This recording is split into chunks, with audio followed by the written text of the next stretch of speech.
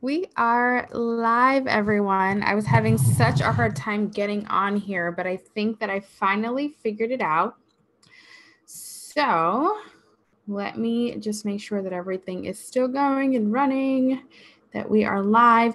If you can hear me, please comment in the live chat.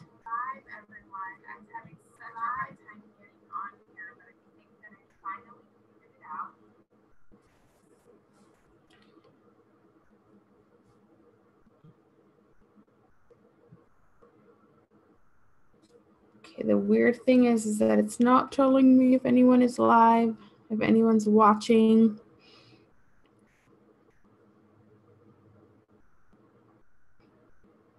But I'm going to assume that we are. Okay.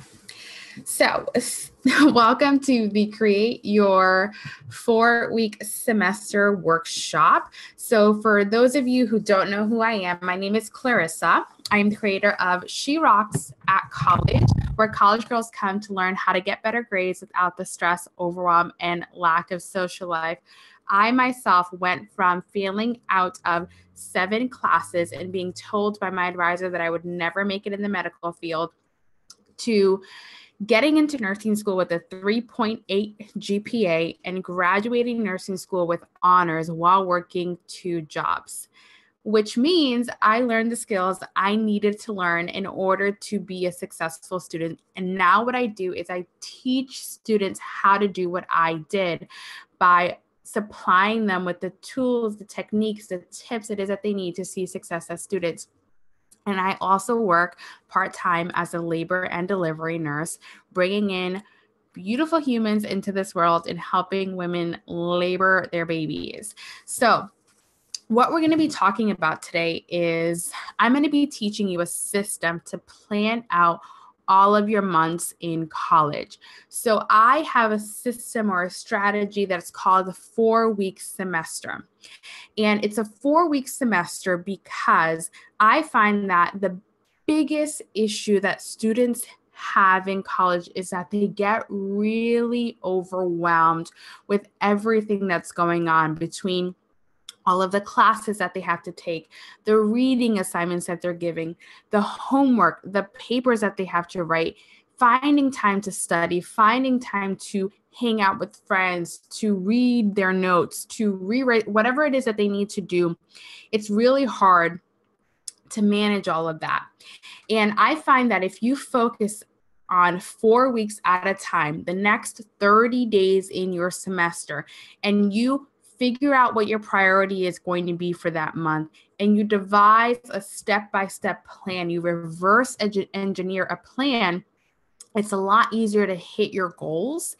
And when you're hitting your goals, that's what builds up your confidence. So if you're someone who struggles with feeling confident in college, I'm going to teach you the technique to start building up your confidence. And that comes down to mini wins, seeing progress along the way. And when you have a goal that is too far out, meaning maybe it's midterm, or maybe you want to hit your goal by the end of the semester, it's easy to lose sight of that goal, to feel unmotivated to continue on when the goal is really far in advance. So I teach you how to focus on the 30 days that are coming up in your semester.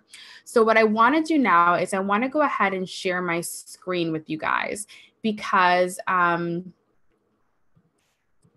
there is a worksheet that I'm giving you called the 4-week semester worksheet. And in order for you to follow along, you need to have that worksheet. So let me share my screen with you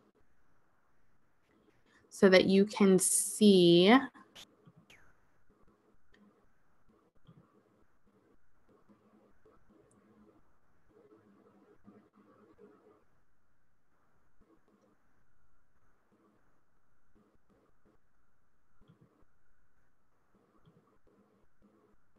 Can you guys see what it is that I'm looking at? You should be seeing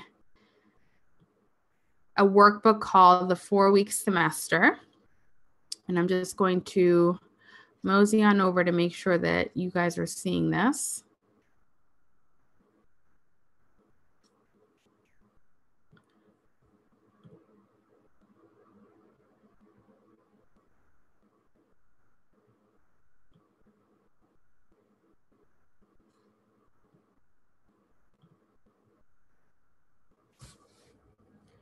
Technology, I tell you. I'm like trying to figure out how to see you guys and see my screen all at the same time.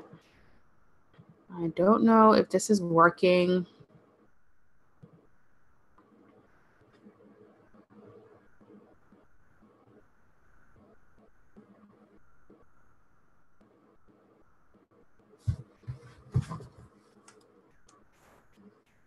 Can you guys comment and let me know if you're seeing the workbook, because I'm struggling so hard right now.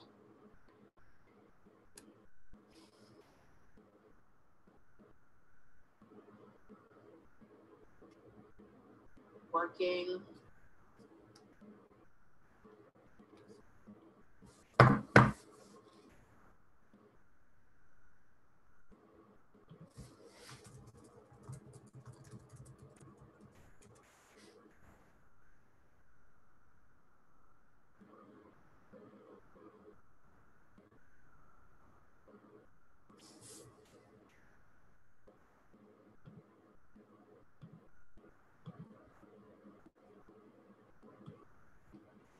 If you're watching and you're wondering what the heck is going on,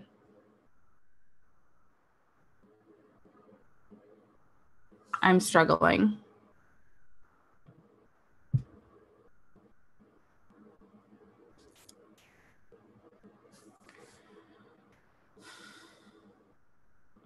Hang on a second, guys, because I lost my manager for, I have to stop sharing for a second.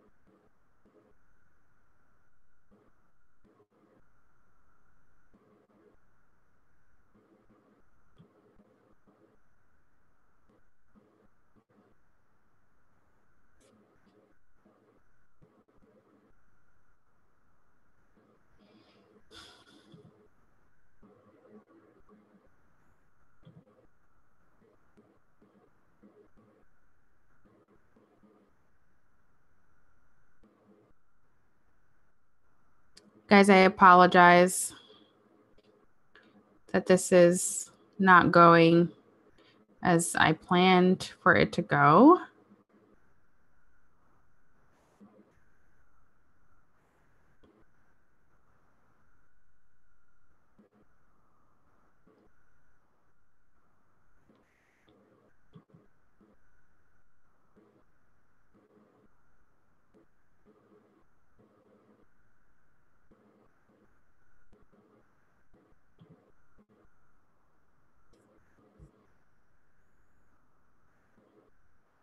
All right, so I think what happened was I accidentally sent over this worksheet to a different desktop on my Mac. So I have it up now, and I'm going to share my screen again, and I think it should work and we should be okay.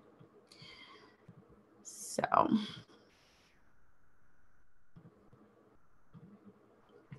all right, so you guys should be seeing the workbook called Your 4-Week Semester Workbook. And the first thing that we have to do before we create a plan for the beginning of the semester is we need to assess where we're currently at. You never want to create a plan when you don't know where it is that you want to go. And you never want to create a plan when you don't know where you currently stand in your life. So what I need you guys to do is I need you to take out a piece of paper and a pen right now, because this is a workshop style. So we're going to be doing everything together. We're going to be talking about it together. We're going to be going through all of this together. So I want you to go ahead and take out a pen and a piece of paper. And I want you to write down these categories of your life. And what we're going to do with these categories is we're going to rate them on a 1 to 10 scale. 1 being you're very unhappy with this area in your life, and 10 being you're super, super, super happy. It's going perfectly. You wouldn't change anything about it. And so the first area is academics. So with academics, what I'm talking about is I'm talking about your grades. I'm talking about your classes. I'm talking about the major that you're in. Anything that has to do with what it is that you're learning. So I want you to rate that on a 1 to 10 scale. Again, 1 being it's really bad, something needs to change, and 10 is it's perfect. I don't want to change anything about it. It's going exactly the way that I want. The second area is your finances. So I'm talking about scholarships. I'm talking about financial aid. I'm talking about student loans. I'm talking about your personal money, what you're making in your part-time or full-time job if you're a non-traditional student. Again, 1 to 10 scale. 1 is my money situation sucks. 10 being I love money. Everything's going great. The next category is friendships and family. So are you happy with the relationships that are in your life? Are you happy with the friends that you're surrounded with? Are they uplifting you? Is it feeling like it's a supportive sort of situation? Rated on a 1 to 10 scale. The next area is your mental and physical health. So I'm talking about how you feel emotionally when I'm talking about the mental part of it. Are you feeling like you have control over your emotions, like you're not about to have a mental breakdown? And with physical health, I'm talking about weight. I'm talking about the way you look, the way you dress. I'm talking about all of that mental and physical health. Do you feel like you're healthy on an emotional and a physical level? Are you happy with the way you look? Are you happy with the way things are going emotionally and physically? The next area is your environment. So the current school that you're in, do you feel like it's a right fit for you, where it's located, meaning the state that you're in, the way the school is set up, whether it's like a really big university or if it's a small college, community college. I'm talking about your study space, your living space. Are you happy with your roommates? Are you happy with the dorm room that you got placed in? Are you happy with your apartment? Are you happy with the space where you spent a majority of your time in? 1 is really unhappy. I want to change this. 10 is perfect. Then we're going to talk about romance. And with romance, I'm not just talking about you being in a relationship. If you're in a relationship, obviously that's what I'm talking about. But if you're single, I also want you to think about, are you happy being single? Or are you in a season of your life where you would love to start dating or love to be in a relationship?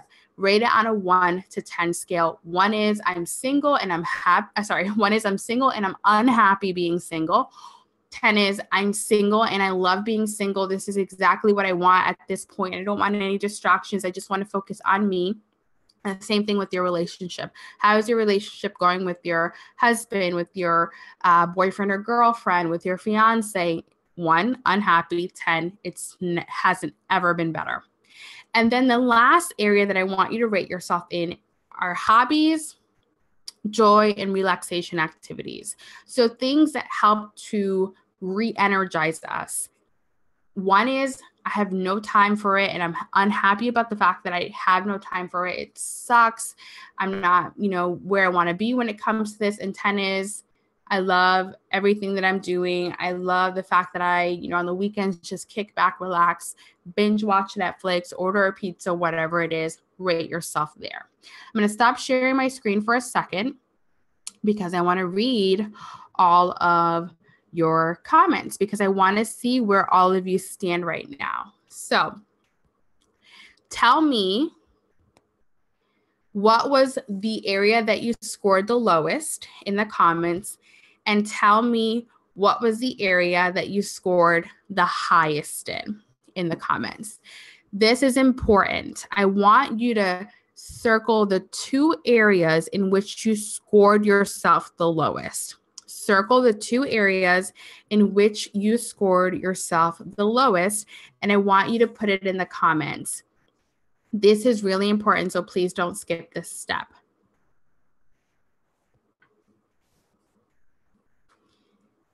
And I'm going to hang on just a little bit. There's going to be a lot of pauses because this is a workshop. We're going to be doing it together, and there is a 20-second delay between when I say something and when you guys hear it.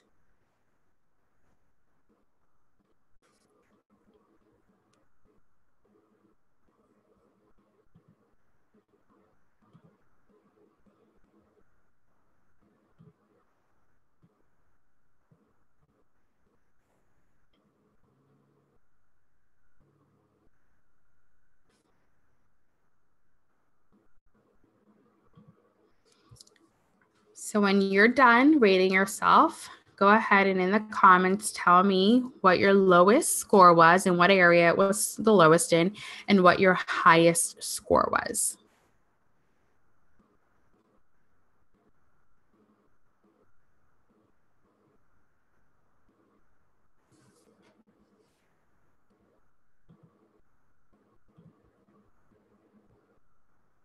All right, so Marian said environment and academics were both her lowest, which tend to be the areas that a lot of people score low in. Michelle's lowest was academics and finance.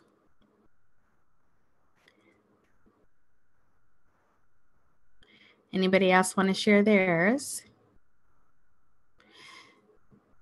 Michelle's highest was romance. That's awesome.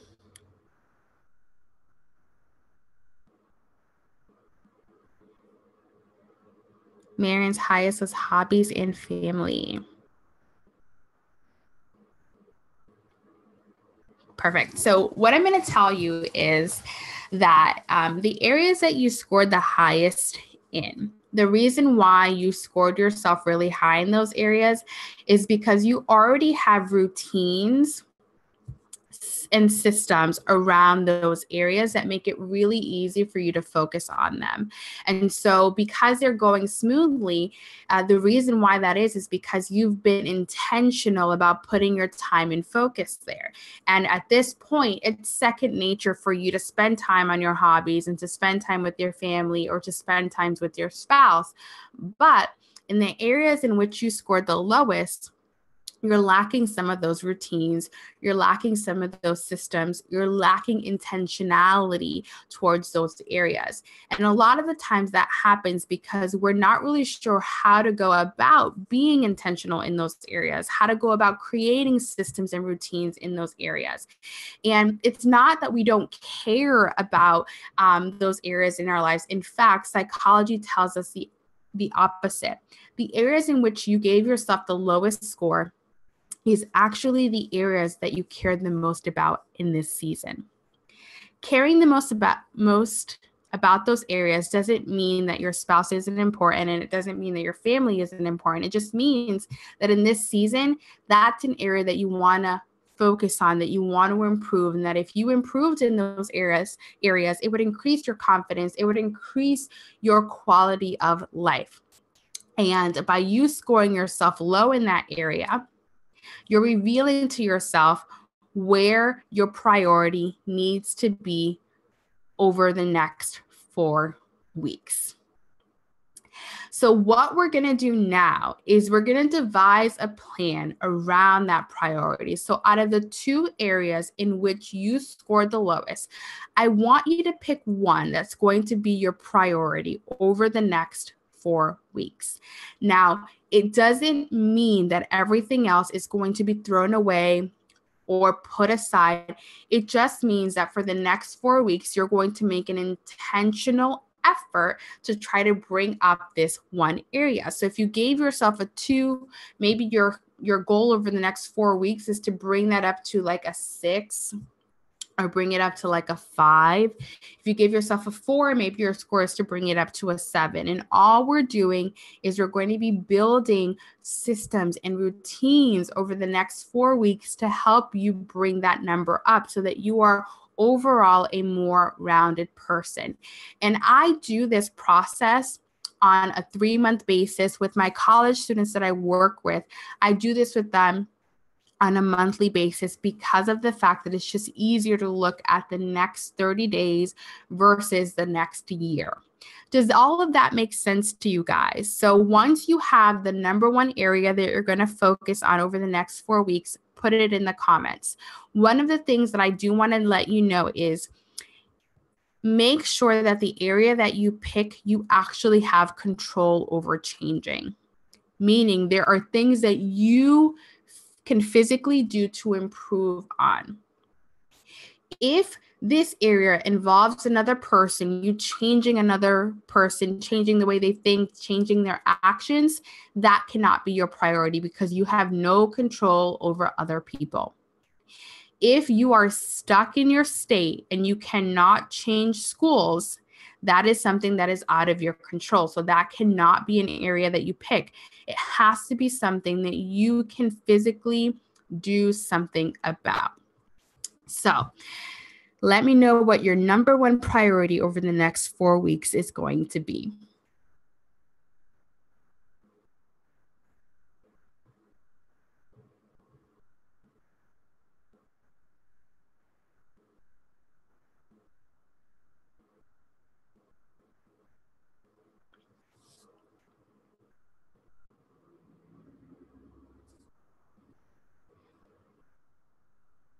So in the comments, type number one priority for the next 4 weeks is.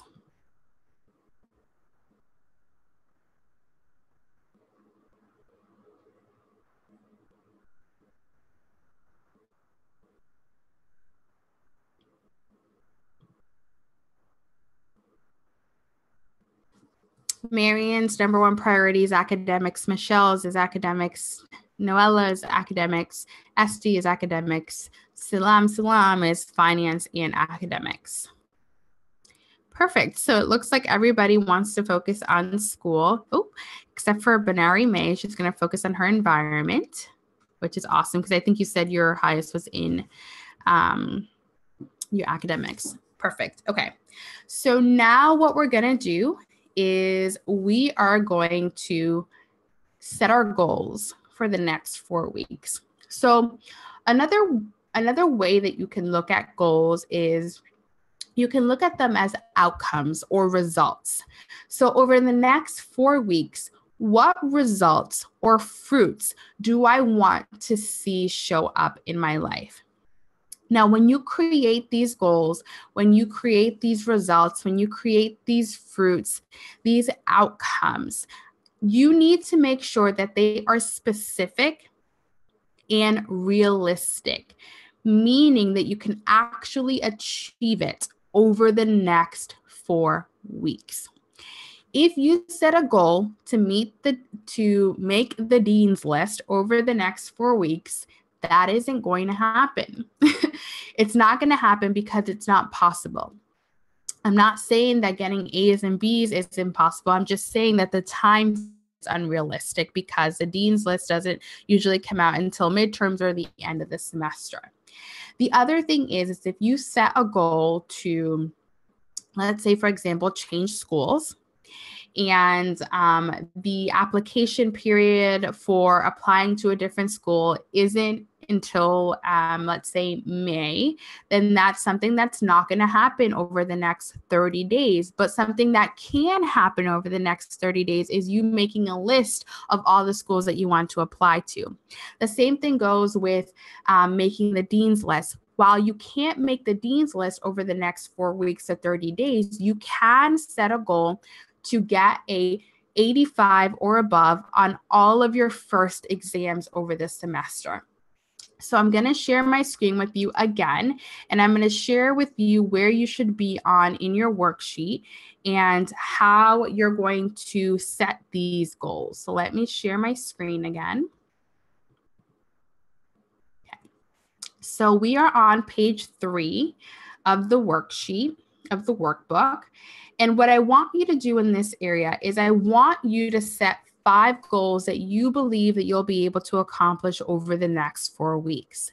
But you need to make sure that at least 2 of the goals, 2 of the 5 goals directly relate to improving your number one priority. So many of you said that your goal is to improve your academics. So at least 2 of your goals need to be directly related to improving your academics. The goals that you pick are personal to you, meaning that I'm going to give you guys some examples here, but in no way do you need to set the same goals that I'm setting or the same goals that every other student is setting. I'm going to give you examples so that you understand what a specific goal is, what a realistic goal is. But at the end of the day, you know what goals you want to set for yourself. So you're going to set 5. And the reason why I only pick 5 is because we set too many goals that we never achieve. So let's keep it to a minimum 3 to 5.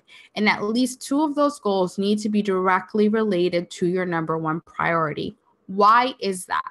Because if something is a priority to you, the only way you're going to improve in that area is if you're intentional about it.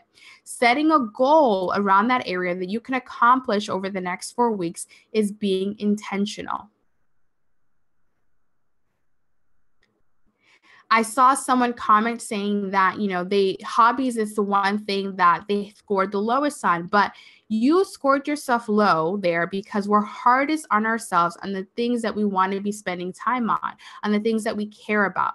And I know that you said that the reason why your hobbies was low is because you don't have time for it. We don't have time for anything unless we make time for it. So if that's something that you want to be spending time on, you have to make the time for it. You have to be intentional about it. You have to let go of something else that isn't a priority to you to make time for that thing that is. Does that make sense? So go ahead, write out your 5 goals. Again, it has to be specific. So an example of a specific goal is, I want to lose 5 pounds over the next 4 weeks. That is realistic and it's specific. Another example would be, I want to look up all of the schools that are in my area that I can apply to. That's a specific goal and it's realistic. Another example of a specific goal is, I want to, go to tutoring for my science class 3 times a month. That goal is specific and it's realistic. Another specific and realistic goal is, I want to get an 85 on every single first exam this semester. That is specific and it is also realistic. You can actually accomplish it over the next 4 weeks. So I'm going to stop sharing my screen again so that I can see what everyone's commenting. So once you have your 5 goals, go ahead and share it in the comments. And I want to see a star next to the 2 goals that directly relate to your number one priority. Keeping in mind that the goal needs to be specific and it needs to be realistic. The time bound that you see on the worksheet, that's already the 4 weeks, so you don't have to worry about that. And the actionability, or the actionable part, we're going to be talking about in a second.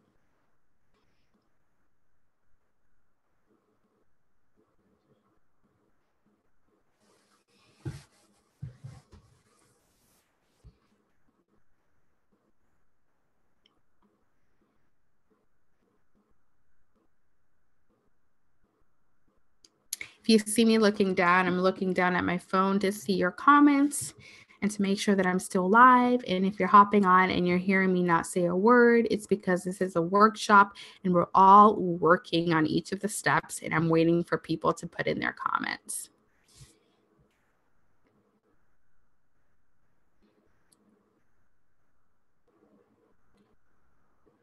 So tell me your 5 goals and then put a star next to the ones that directly relate to your number one priority.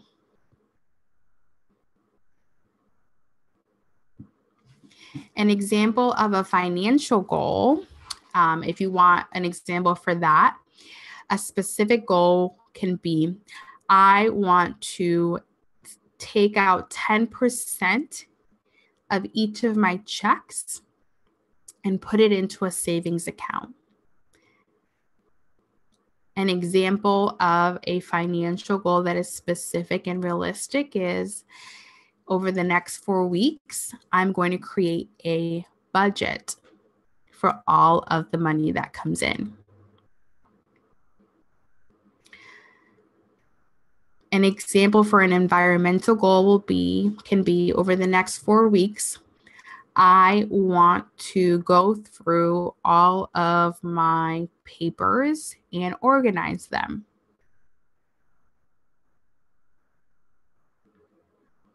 Specific and realistic, something that you actually can accomplish over the next 4 weeks.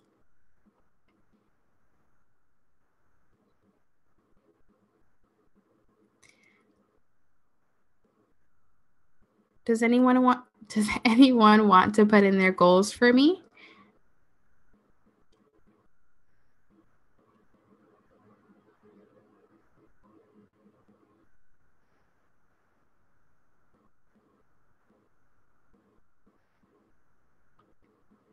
I guess you all are busy writing down your goals, which is awesome.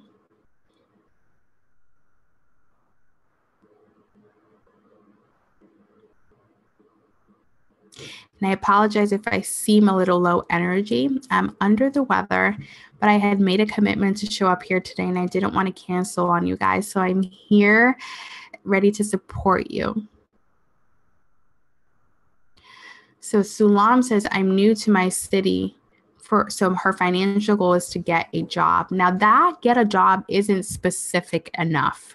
That's not a specific goal. So what I would do with that is over the next 4 weeks, I want to search and have a list of 30 jobs that I can apply to. That's a very specific goal and it's doable over the next 30 days.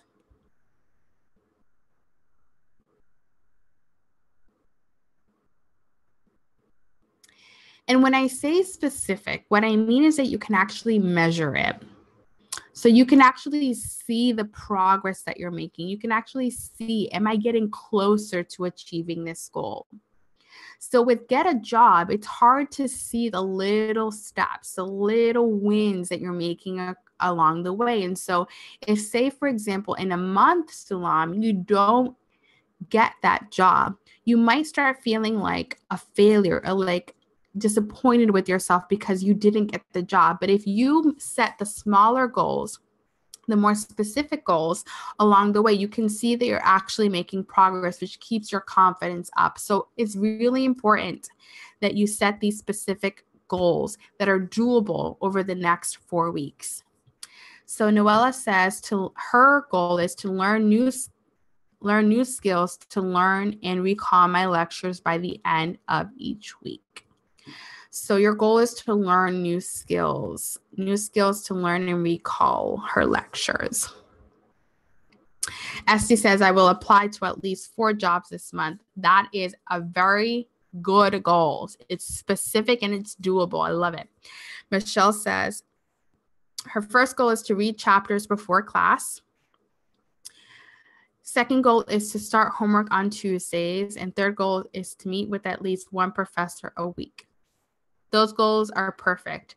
They are specific, meaning you can actually measure whether you're accomplishing them. And they're doable over the next 4 weeks. Perfect. Marian says to stick to my study timetable and to hit A's on all my papers over the next 4 weeks. Now, Marian, what does it look like to stick to your study timetable? How are you going to measure and track that? Aisha says, I want to create and stick to a weekly study routine so that I can make sure I can do everything I want to get done. Okay. So just remember that these goals need to be specific. You need to be able to actually track whether or not you're making progress on them. So go to the professor and build a relationship beforehand. I will watch the YouTube video that you posted. Naleen, see, that is a great goal. So your goal is by the end of the next 4 weeks, you're going to watch my YouTube video, specific enough. And you're going to build a relationship with the professor using that YouTube video. See how you can actually track that? You can actually say, check mark, I actually watched this YouTube video. Check mark, I scheduled the time with my professor and I used 1 tip from that video to build that relationship. So you have to be able to track it to see your progress towards it. Kathleen says to get an 85% on my exams, to put info from syllabus into a daily planner, and 3, to do homework on time and ahead of time. So that third goal needs to be a little bit more specific, but the other 2 are perfect. So Benarime says decluttering my drawers and changing my apartment's furniture. So can you change your apartment furniture over the next 4 weeks? Is that actually possible for you? the decluttering your drawers is a perfect goal. All right, so we're going to be moving on to the next part of this workshop, which is going to help you to start creating the plan to achieve these goals that you girls have written down. Now, every goal that you ever set in your life is going to require these 3 things. It will either require all of these 3 things or at least one of them. And a lot of the times, the reason why we do not hit our goals is because we forget to take these 3 things into consideration, because these 3 things, if we're not aware of them, can become a barrier, a wall to us achieving our goals. So they become a barrier if we're not aware of them and if we don't create a plan around them to us achieving the goals. So let me share my screen again. And we're going to move on to the next sheet in the workbook.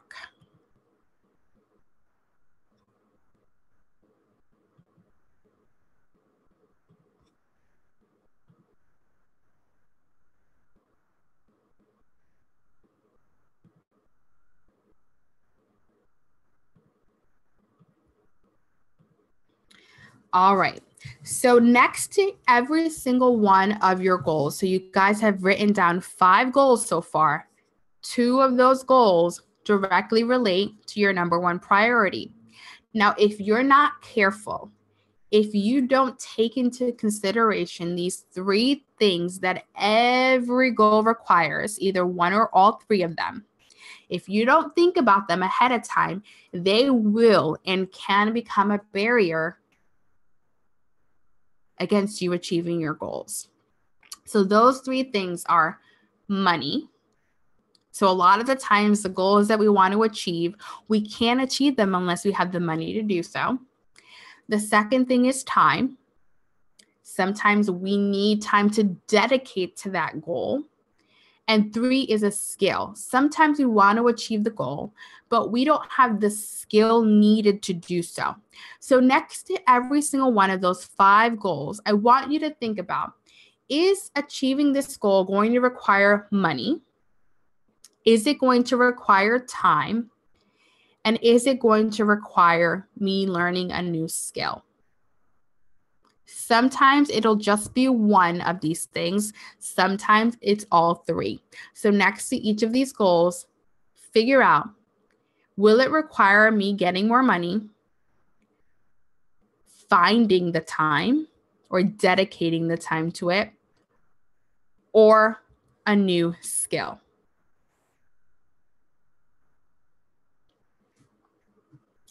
Once you have that done, the next thing that you have to do is, if you said that it requires more time, how much more time per week will you need? Get specific.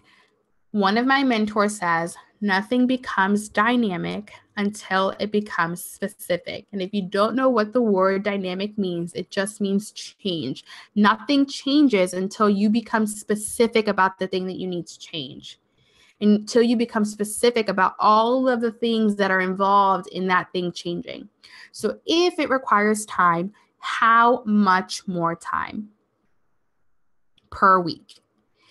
If it requires money, how much more money per week do you have to set aside to reach your savings goal or your vacation goal or your debt payoff goal?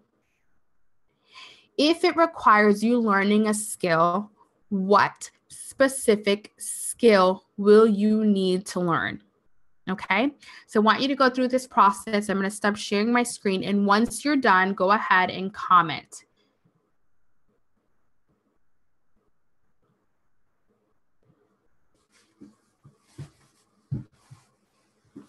So Marian says that all of her goals require time. So what you want to do then is figure out how much time per week will they require. Total up all of the time for all of the goals. And that's how much more time per week you're going to have to find.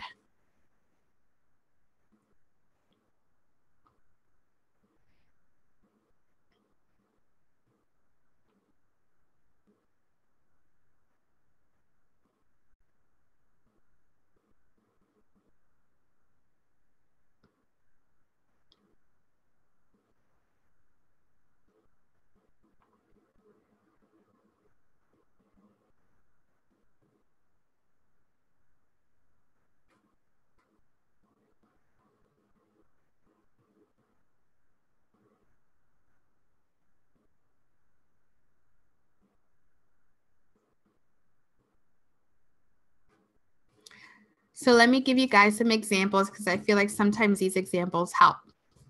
So I'm going to use, let me see. I'm going to scroll through here and I'm going to use somebody's goal.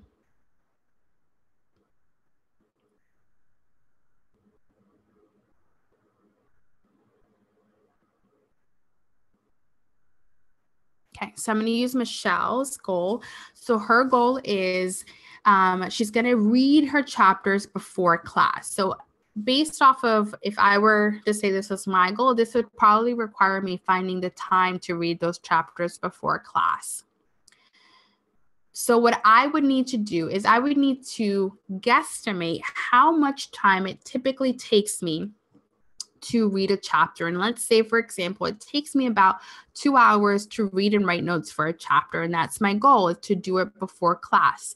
And let's say my class meets Monday and Wednesday. So that means that on Sunday and Tuesday, for 2 hours, I'm going to be reading. So Sunday and Tuesday, 2 hours each day, that's 4 extra hours that I'm going to need to find during the week, or 2 hours on Sunday, 2 hours on Tuesday. When I pick that time depends on what I have going on Sunday and what I have going on Tuesday. But in order for this goal to happen, I need to schedule in that time. So on Sunday, let's say I'm going to wake up at 9, and from 9 to 11, I'm going to be reading the chapters for my class on Monday. And let's say Tuesday, I'm working all day, but I get home after I eat dinner. I have time from 7 to 9 to read the chapters. And that's what I mean by finding the time. Sometimes it requires us letting go of things. So let's say that Michelle has a habit of watching 2 hours of Netflix every night. Well, 2 nights out of the week, she's going to have to not watch Netflix and instead insert time to read those 2 chapters. That's how we go about finding the time. We find the time by making the time. We find the time by budgeting the time. We find the time by putting it into our schedule and sticking to it. Everybody has the same 24 hours in a day. The reason why some students do better than others is because they're smart about how they use their time. They realize that every single time they say yes to Netflix, they're saying no to 90s and above. They get that. It's just a change in mindset. So Essie says, for applying to jobs, I need to spend at least 4 hours a week. Perfect. Tasneem says, are you going to discuss all the areas we would like to work on? I don't think I understand that question.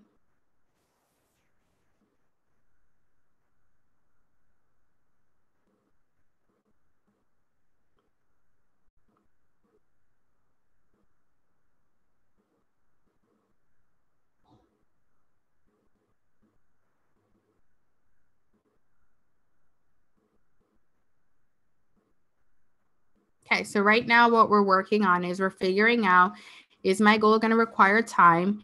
Is it going to require money? Or is it going to require me learning a new skill? If it requires time, how much time per week?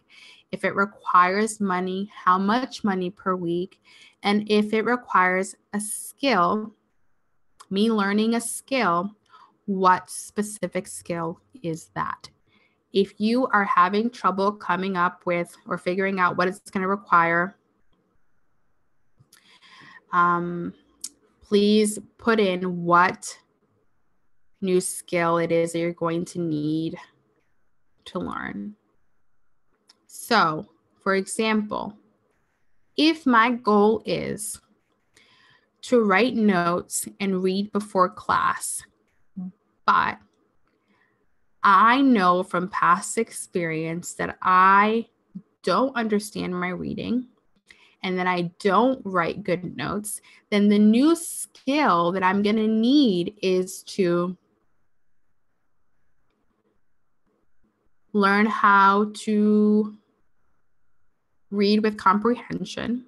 So I need reading comprehension skills, and I need note-taking skills. if my goal is around getting an 85 on my first exam for the semester, and I know I don't struggle with reading, I don't struggle with writing notes, but I struggle with test anxiety, then I'm going to need to learn coping mechanisms for exams. And so that's the new skill that I need to learn. So Alyssa, does that answer your question? Okay. Bennery May says, my goals require time. I can dedicate 1 to 2 days a week. So what does 1 to 2 days mean? Does it mean you're going to be up for 48 hours straight decluttering? Or does it mean you're going to spend 2 hours on Saturday and Sunday each day decluttering?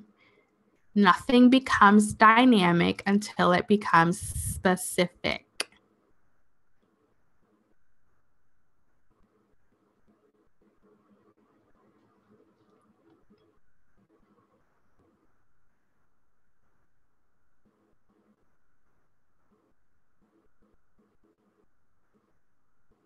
Noella says, learning a new skill for my lecture, around 20 to 25 hours. What specific skill, Noella, do you need to learn for your lecture?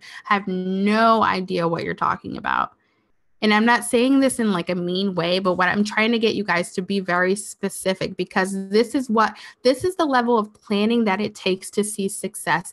If you have no clue what needs to change, how are you going to change it? Aisha says, and it's okay if you don't know. If you don't know what you need to change, then just say, Clarissa, I have no clue. Can you help me? And then just say, here's what I'm struggling with. So what skill do you think I need to learn? Aisha says, I'm going to set aside 1 hour per week to schedule my time. Love that. I love that goal. And around 15 minutes at the end of the day to assess whether I was successful in following that schedule and deciding on what I need to amend. So everyone, I want you to take a second and read Aisha's comment, because this is the level of specificity that I'm talking about. That is actually something that she can track. She can see, did I schedule an hour? How did I do in following through? And so the next week, she can make adjustments to continue to improve. So Marion says 3 to 5 hours daily for study session, notes, revision, and homework. Perfect. Michelle says reading chapters before class requires more time and skill. How much more time, Michelle? And what skill?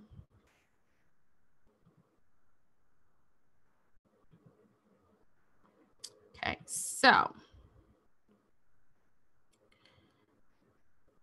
do you guys need more time on this section? I'm more than happy to stay on this a little bit longer if you guys need help coming up with ideas, getting specific with your goals, getting specific with the time, money, and that kind of aspect. If you need more time, ask for what it is that you need. I'm here to serve. But if you don't ask for it, I can't give it to you. If you don't tell me what you want, I can't help you with that. So if you feel like I'm good, I don't need any more help on this section, we can move on to the next section. But if you're like, hold on, please don't move forward, I'm more than happy to stay here just for a moment so that we're all on the same page.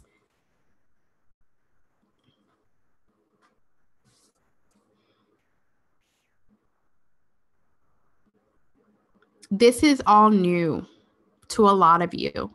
So if you're not getting it, it's okay. It doesn't mean anything about you. All it means is that you don't get it and you need me to explain it a little better. And I'm happy to do that.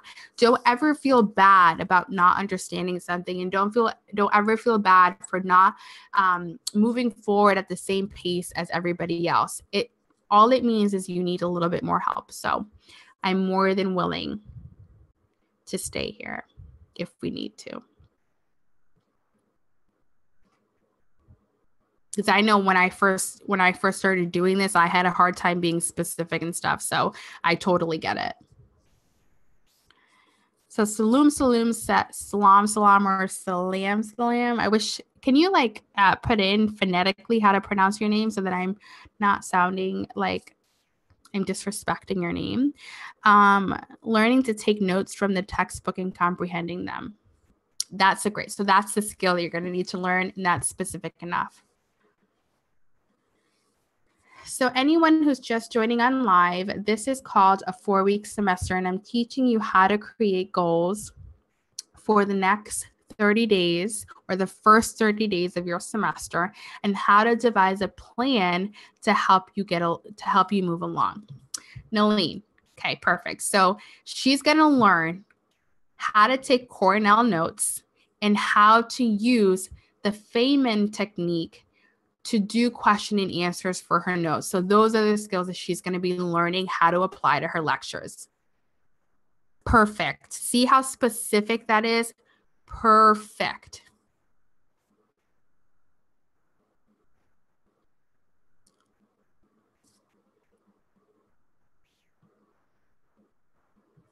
Sulam. Okay, perfect.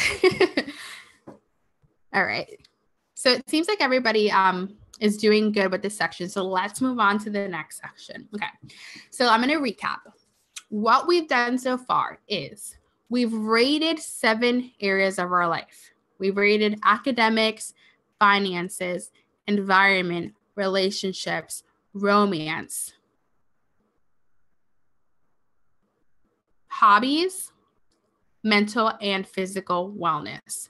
Why did we do that? We did that to see which area of our life right now we need to give priority to. So priority would be the one that you got the lowest number on and that you actually have the capability. You can do something to change. So we figured out what our priority was. The second thing that we did was we created 5 goals that we could actually achieve over the next 30 days or the next 4 weeks. But I said that at least 2 of your goals had to specifically relate to your number 1 priority. Why? Because if that is your number 1 priority, you need to be intentional about dedicating time to it. And so 2 of your goals have to move you in the direction of increasing your happiness score in that area. Then I asked you, of those 5 goals that you created, I wanted you to say whether that you achieving that goal was going to require you to have more time, more money, or learn a new skill in order for you to achieve it. That's where we are right now. Now what you need to do is you need to look at all of those goals that you wrote down, and you need to eliminate any of them that will directly interfere with your number 1 priority.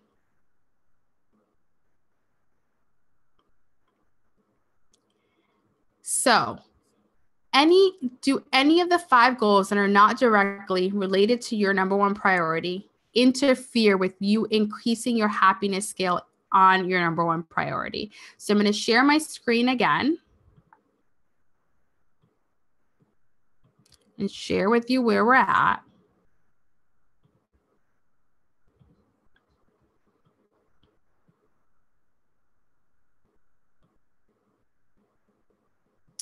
So what you're going to do is you're going to take a look at each goal and decide, is this goal realistic right now based on my number 1 priority and based on what is happening in my life right now?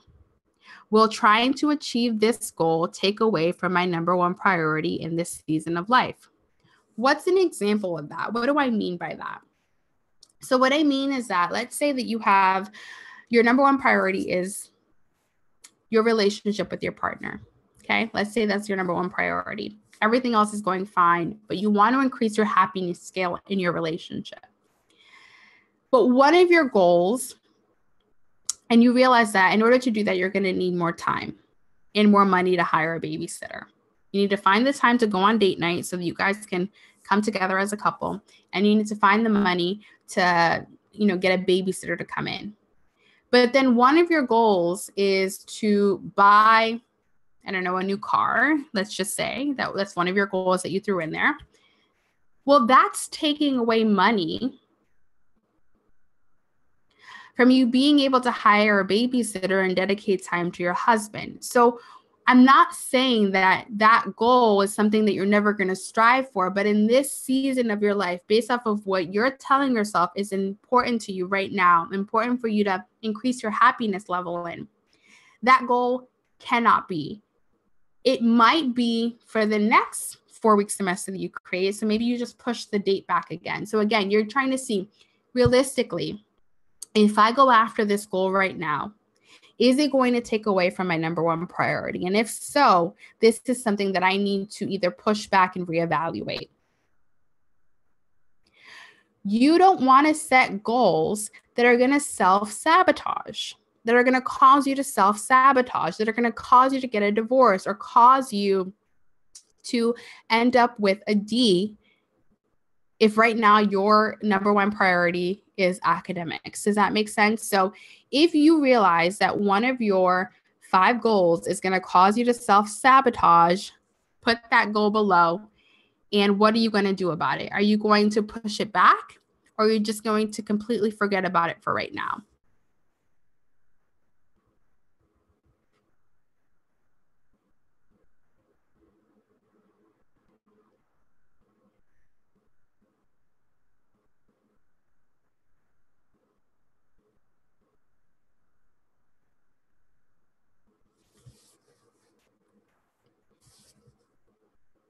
So did you guys identify any of the goals, any of your 5 goals being a self-sabotaging goal? And if so, go ahead and put it in the comments. You're just going to scratch that goal off for now. It doesn't mean that you're not going to return to it. It doesn't mean that it's not something that you're going to go after this year. It just means that right now in this season for these next 4 weeks, it's something that you're not going to focus on, because if you do, it's going to take away from your number one priority.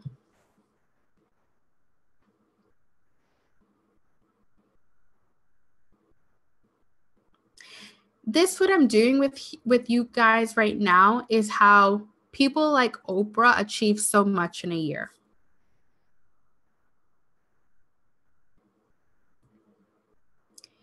It's how the top 1% of the world think.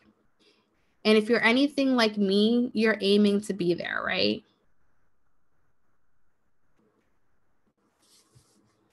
And if you're here, it means that you relate to the way I think on some level, which means that you also want the best for yourself and for your family. This is the way that you need to start thinking.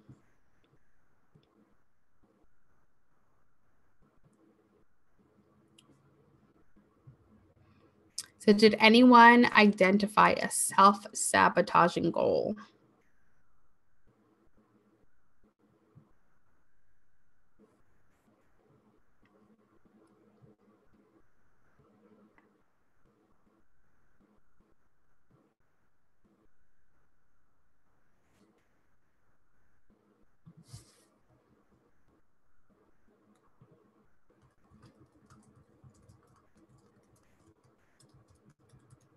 And if you didn't, just type no self-sabotaging goals.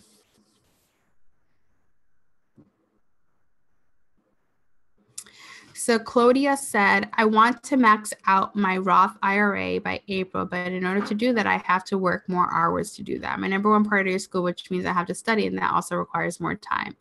Yeah. So is maxing out your Roth IRA a necessity for you to do by April? Is it something that like it has to happen, otherwise you're going to have some negative consequence? Or is it just something that you want to do because it would be really cool if you can do it by April? If that's the case, do you really need to stick to that timeline? And if it's not, if you really don't need to stick to that timeline, then push it back so that you can focus on your number one priority over the next 4 weeks.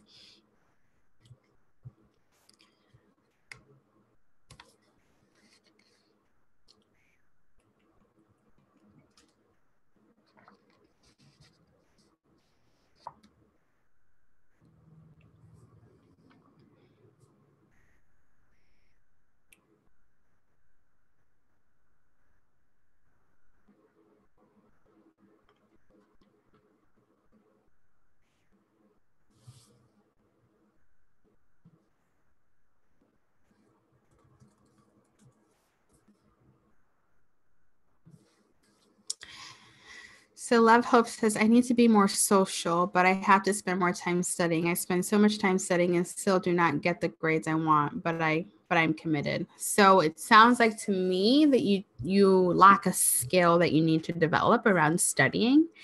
And if you develop that skill, it means that you'll probably spend less time studying, which will free up more time to be social. Yay, Benary has no self-sabotaging goal, and neither does Noella. Perfect, guys. And so, yeah, so if you do identify a self-sabotaging goal, it just means that you need to reevaluate whether or not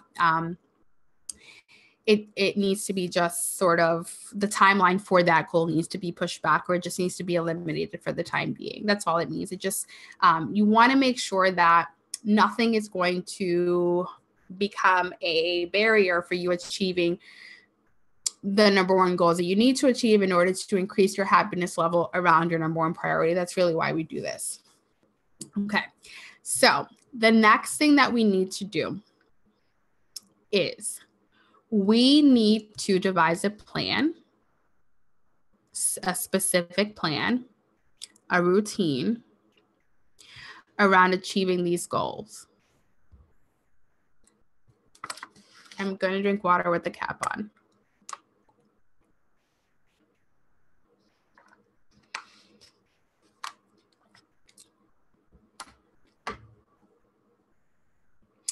So let me share my screen again.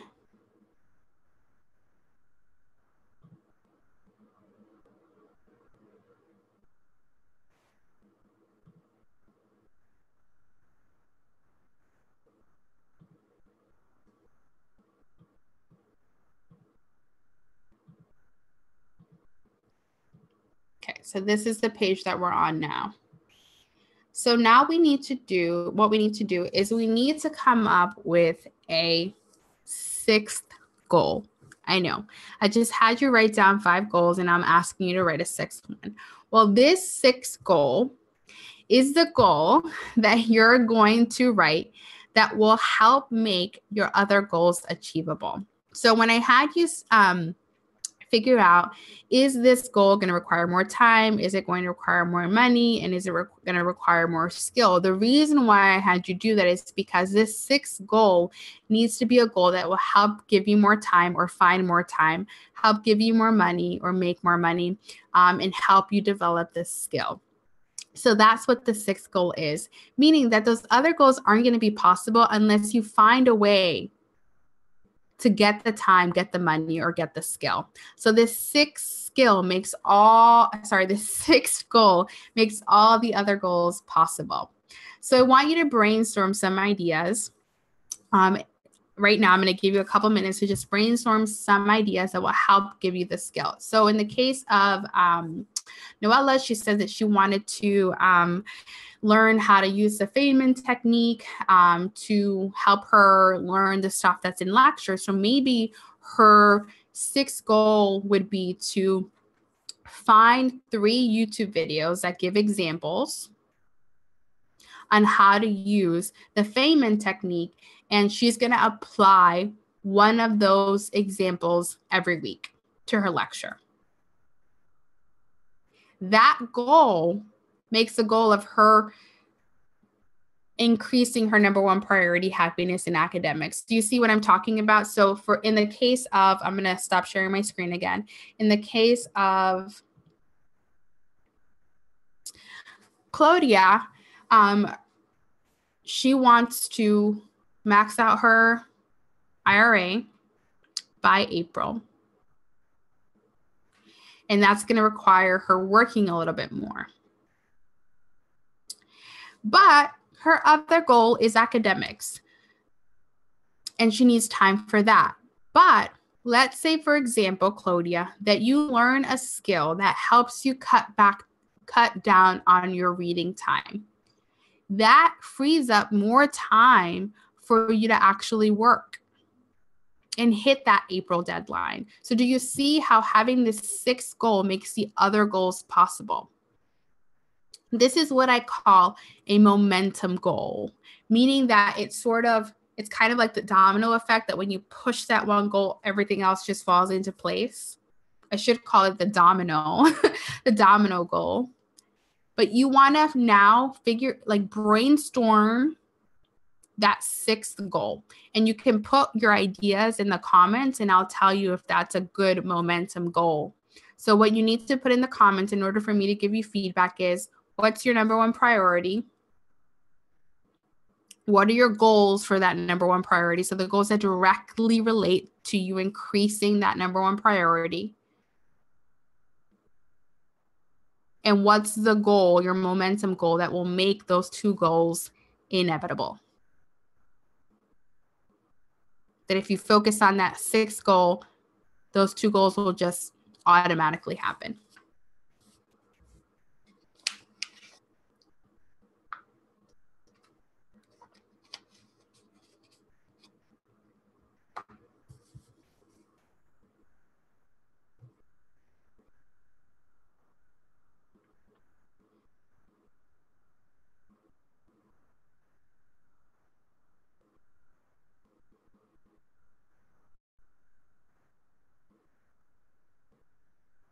So Kathleen says, my goal requires me learning Spanish, which includes me doing homework and practicing on my complete sentences and speaking Spanish out loud and asking for help.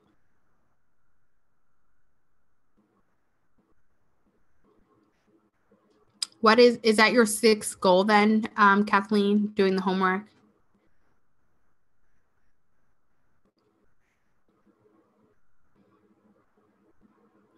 Tasneem says, my goal is to achieve 85% as my final mark for all classes. And to achieve this goal, I would like to work on not second guessing myself. Nalene says, do the homework assignment in study school this semester and be honest about what works and what doesn't work.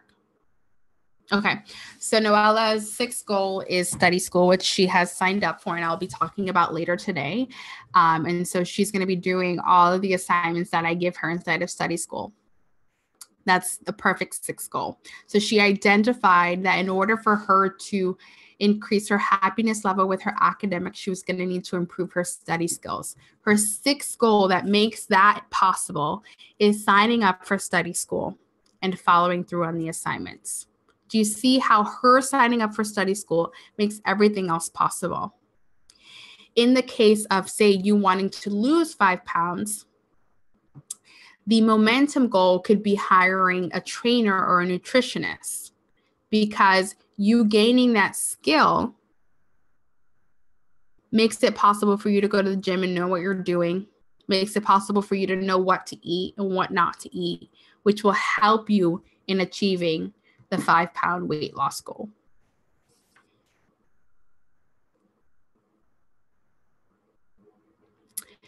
Setting goals like not second guessing myself isn't specific enough. There's no really a good way for you to track that.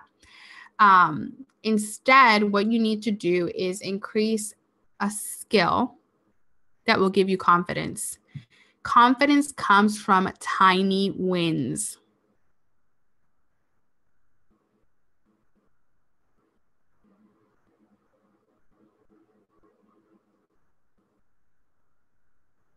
Is anyone having issues with this whole sixth goal concept, this whole momentum goal concept?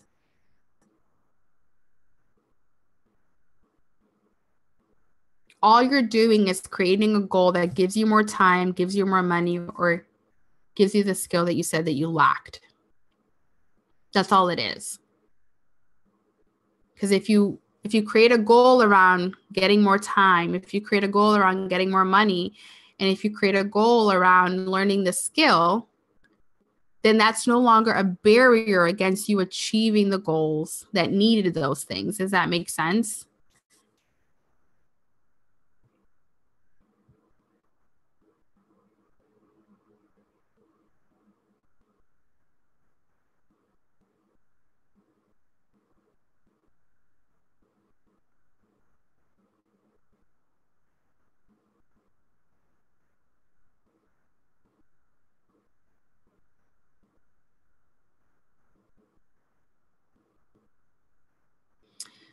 Tasneem says, could you be more specific regarding what I said? What did you say? And what would you like me to be more specific about regarding what you said?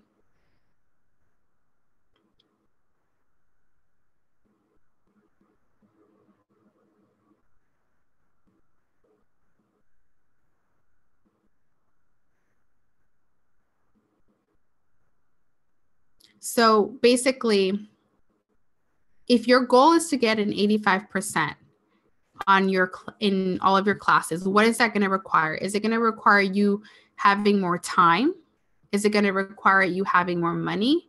Or is it going to require you learning a skill? So what will it require for you to hit the goal of 85% on all of your classes? More time, more money, or a new skill? If it's more time, how much more time? If it's more money, how much more money? If it's a skill, what specific skill will help you hit the goal of 85% on your classes or in your classes?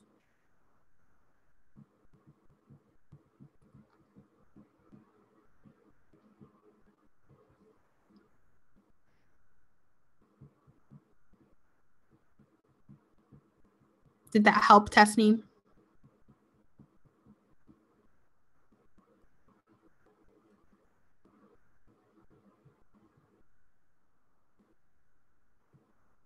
How are you guys liking this so far? Is this making sense? Are you enjoying this? Is this helpful? Are you struggling? Is this confusing? Tell me what you're feeling about this process.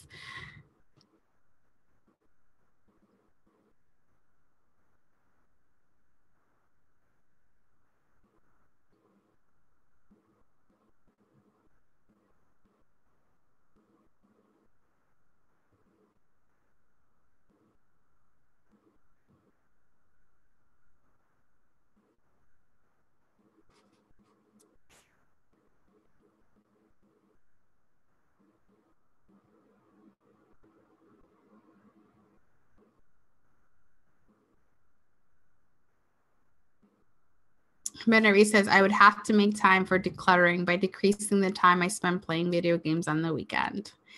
Noella says, helpful. Marion says, this is helpful. Michelle says, very helpful. Good.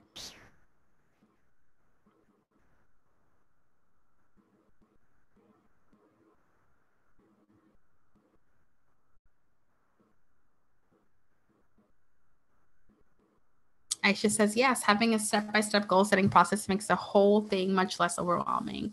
Benary says, yes, so far, so helpful. Good. All right, so recap again. The reason why I do these recaps is because I think it's important for us to see how far we've come, right? This is the mini wins that I'm talking about. Look at the progress that we've made so far, right? Look at this progress. You've identified what your priority is going to be. You've identified goals. You've identified barriers to your goal. And then you created a plan to combat that barrier. Look how far you've come. Look how much more doable this seems, right? That feeling of this is doable, I can do this, is what builds up your confidence. That's you feeling good about this process, makes you feel confident you can do this. So this is a mini wins that I'm talking about. And this is why you need to do goal setting in this way, because you need to be able to see how far you've come in order to continue to feel inspired and motivated to keep going forward. But if you just set a goal of, I want to get A's, and you have no idea of what you need to learn, have, do, become to get that A, you feel defeated because you don't know how to approach it. And when you don't see the daily steps that you're taking, it's easier for you to give up because you're like, it's not working. But when you create goals in this way, you can see the progress, you can track it over time, and you can make micro adjustments along the way. So Sulan says, my sixth goal is to learn and improve my note-taking and comprehending them. What are you going to do to learn the note-taking and comprehending them? Because there's still a barrier there. What's going to actually help you learn that? Are you going to buy a book? Are you going to watch a YouTube video? Like, what's actually going to help you learn that? All right. So we have our number one priority. We have two goals that are specific to helping us focus and be intentional about our number one priority. We've identified barriers, whether it was time, money, or a new skill. and we've created another goal or an action step that we can take to help us achieve those goals. So now the last step is the easiest step. I want you to pull out your calendar right now, whether you're using a paper calendar like this one, or you're using something like Google Cal or iCal. I want you to pull out your calendar right now. Do it. Pull it up. Go to Google Calendar. Type it into your browser. Or pull out the new planner that I know most of you bought for the new semester. Pull it out right now. And I want you to open it up to this coming week. Okay, so I want you to open it up to this coming week.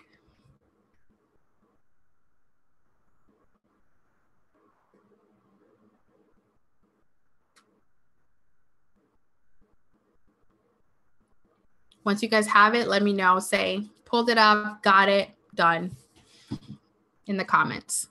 And I'll move forward with the next step.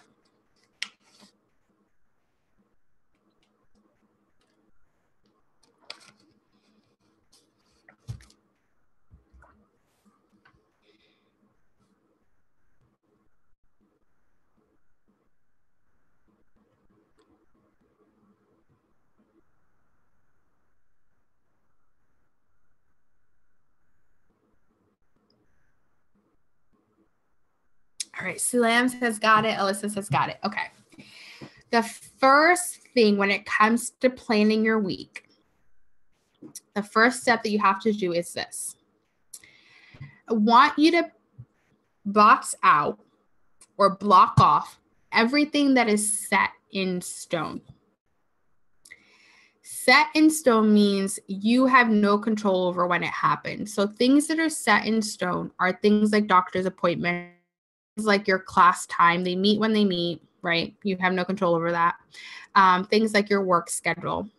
Okay, you're scheduled to work when you're scheduled to work. You have no control over that. So I want you to put that into your schedule first. So go ahead, just for this next week. I just want you to do it for this next week. This is how I plan all of my weeks. I put in everything that's set in stone first, okay? I'm going to show you an example.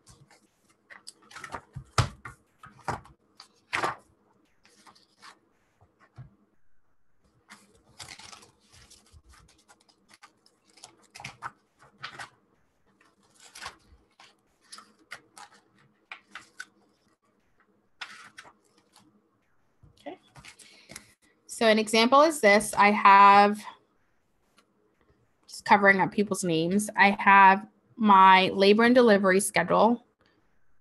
This was back in April. I blocked that time off first. Okay, that's set in stone. I have no control over that schedule. It's set in stone. It is at the time that it is.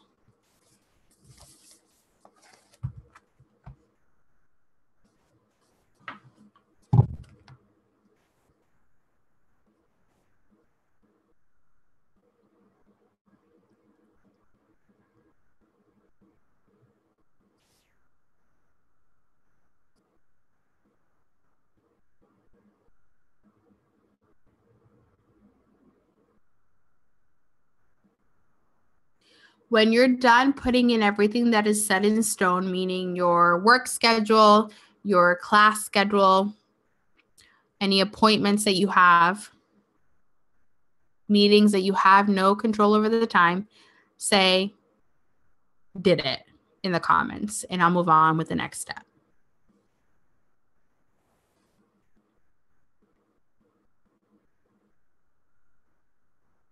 Other things that are set in stone is if you're a part of any like clubs or church things, those things that happen at the time that they happen, those are also things that are set in stone. Set in stone just means that you have no control over when they happen. They're at a set time on a set date and you can't move it.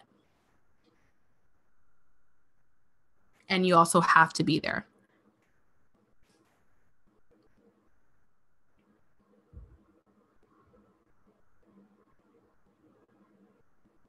So when you're done doing that, say did it.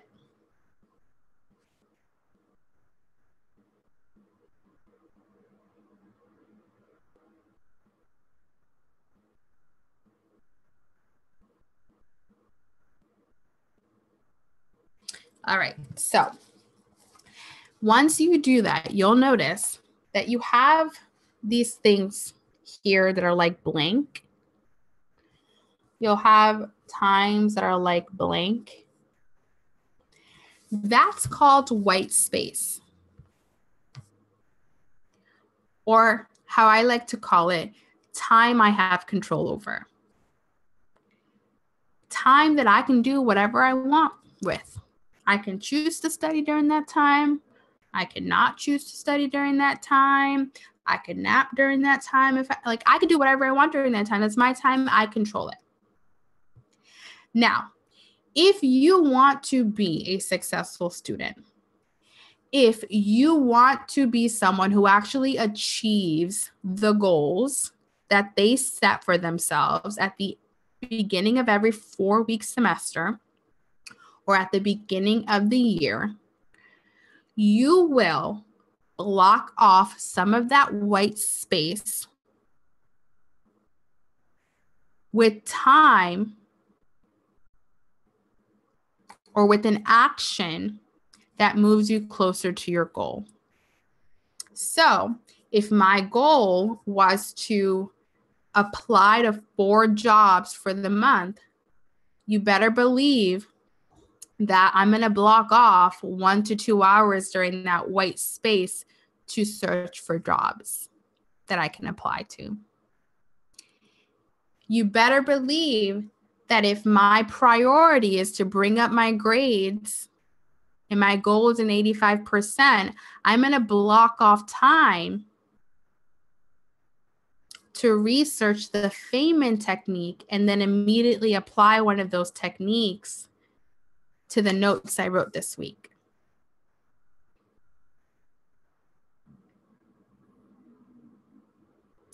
The only thing that produces results are our actions.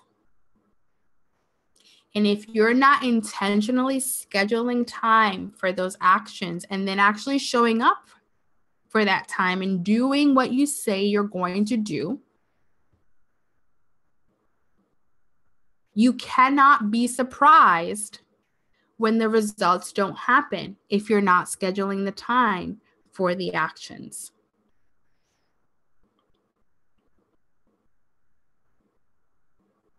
This is the difference between successful students and people who actually achieve their goals and people who just set goals. People that achieve the goal go through this goal setting process that I just took you through. Go through this weekly planning process that I just took you through. And they follow through and show up. People who just set goals don't walk their talk. So what kind of a student are you going to be this semester?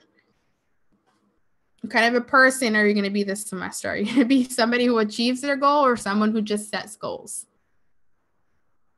So in the comments, I want you to put the date and the time and the action that you scheduled this week. What date, time, and action did you schedule this week? And how does that move you closer to your goal and increasing the score on your priority area? What date, time, and action? How does that move you closer to achieving your goal? And what area, priority area, does that improve? Put that in the comments. Do you see the progression? Do you see that if you go through this process, how it is inevitable that you will achieve your goals? How it is inevitable that your happiness will go up?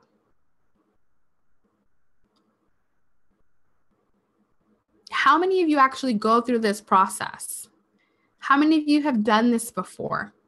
How many of you can see that if you go through this process and if you do this, that your life will change, that a year from now, You will not believe the person that you've become. Think about if you did this at the beginning of every single month.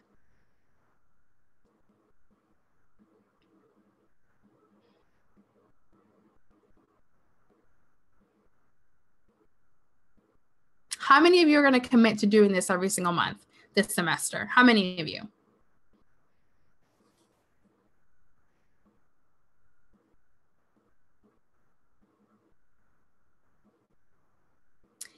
Benary, no, the stream is not going to be available later. It might be up for like a couple of hours, but it's going to be coming down.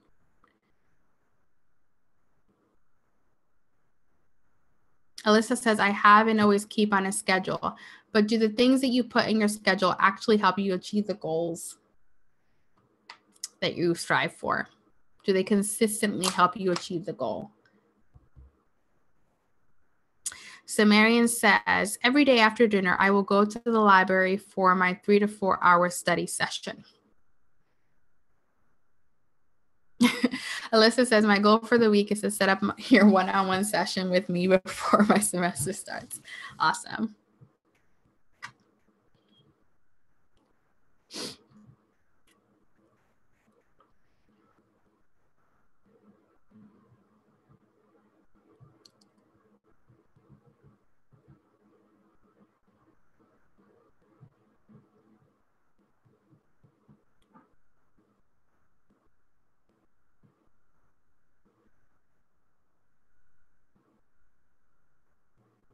Alyssa says it has it. That's why I'm here getting help from you. Well, you know what? Now you set a goal that was specific enough. What did you do? You realized that the actions that you were taking, even though you were scheduling them, weren't the right action. And so you've identified your barrier, which was your study skills, and you've created your sixth goal, which is that you're enrolled in study school. You're going to be following along to help you achieve the goal. So the study school is going to help. Love Hope says, I never heard of the Feynman technique. I will follow up on that. Date, Monday through Saturday, 3 hours of study time. Time and action. Use the note-taking skills to increase my grades. What note-taking skills? I guess the ones that you're going to learn. And then the goal to increase my GPA for RN. Perfect. Tasneem says, this is what I needed to hear. You're going to do this every single month. Get it. So does anyone have any questions about this process? Any questions that come up? Now is the time to ask them. Any questions?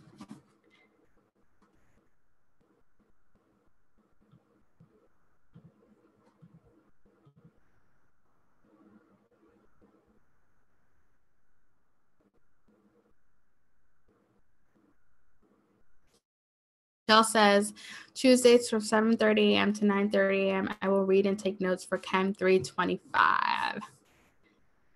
Yes, girl.